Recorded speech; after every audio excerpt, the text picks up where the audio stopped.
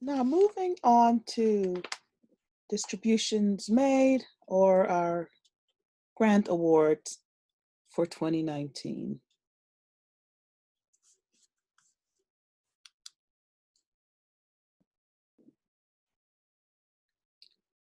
This chart shows the total distribution by fund type versus the number of grant awards made. The foundation distributes scholarship awards to deserving West Virginia students and grant awards from 3 different types of funds to nonprofit organizations. The left vertical axis represents the dollars distributed in each category, while the right vertical axis represents the number of awards. The bars show the total amounts distributed in each category, and the line shows the number of awards in each category. A total of $10.8 million were distributed through 747 grants and 362 scholarship awards. There were 100 discretionary, 407 donor advised, and 240 donor designated grants. They comprised that total 747 grants awarded.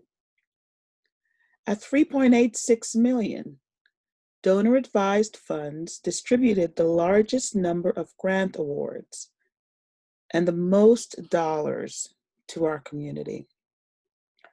At $3.68 million, donor designated grants were the next highest.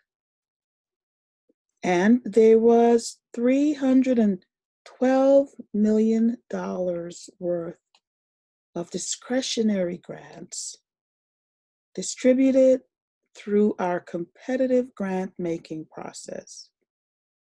Then there were scholarships. We distributed a large number of scholarships, and the total was $736,812 for those 362 scholarships. So this chart just shows the different fund types, so you can see how much was distributed from each type of fund, as well as the number of awards that were made.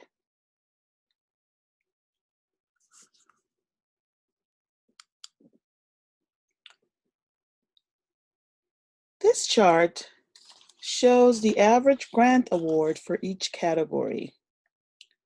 Grant awards were disaggregated into 9 categories for analysis. These categories were health, education, both community-based education and university education, arts and culture, basic needs, community economic development, religious, animals, and intermediary organizations. The health category had the highest average award of a little over $22,000, which was $22,227 to be exact, while grants to religious organizations had the lowest average, a little over $8,000. It should be noted that scholarship awards averaged $2,000.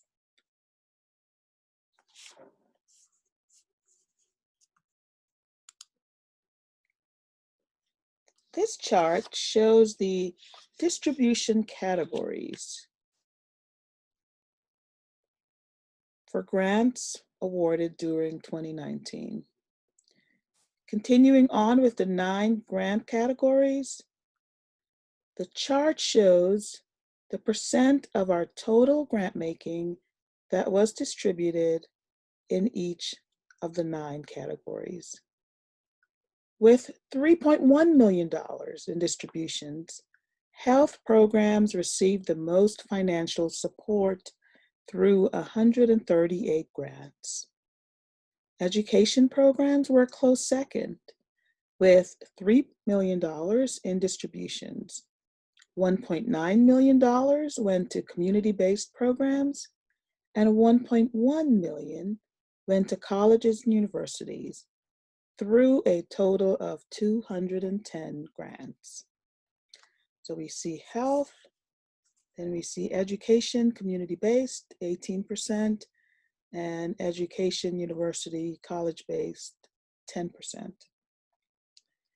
Arts and culture programs received $1.53 million. So you see arts and culture, 14% there, through 96 grants. And so that was the third highest distribution. Basic needs programs received $1.5 million in financial support. So you're seeing the basic needs program there at 14%. We had a total of 162 basic needs grants that were supported.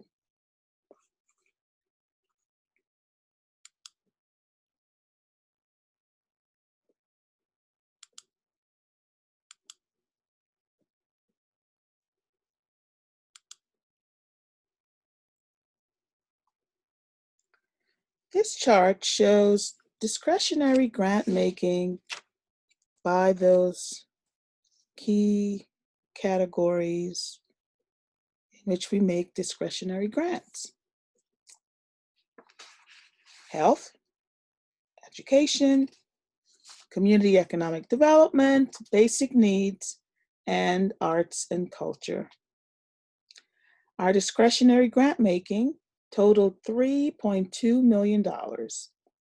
Health programs received 33% of these grants, followed by basic needs programs that received 29%, and community-based education programs that received 19%.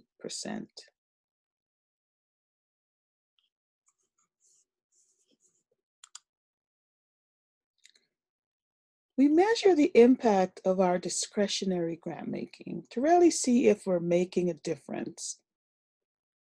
All a part of our strategic planning process. This chart shows the dollars granted in each category on the left vertical axis and the individuals expected to be impacted on the right vertical axis. Health programs receive the highest investment of funding, but they expect to impact the third largest number of individuals. So you see the health bar is way up here. However, the line showing the number expected to be impacted is here, which is the third highest. The least amount of discretionary funding went to arts and cultural programs. It was just about a little over 58,000. But these programs were expected to impact the second largest number of individuals. So that's what we're seeing here, where this number is under 200,000 in terms of the amount of awards, but however, we had a much more significant impact in the number of people expected.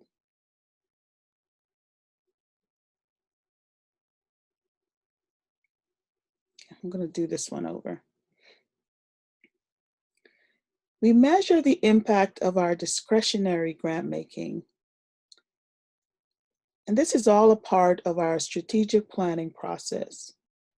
This chart shows the dollars granted in each category on the left vertical axis and individuals expected to be impacted on the right vertical axis.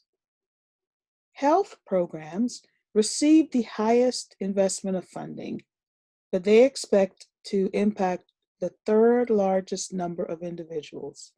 So we've got the health bar up here, and then the line showing the number of individuals expected to be impacted. The least amount of discretionary funding went to arts and culture organizations, but these programs were expected to impact the second largest number of individuals. So we've got the bar here showing the dollars, and then the impact in terms of individuals to be that they anticipated reaching is up here. Basic needs programs impact the largest number of people, and they received the second most funding. So you've got basic needs, the largest number of people, over 73,000 people are expected to be impacted, and they received the second most funding below health. They're right here below health.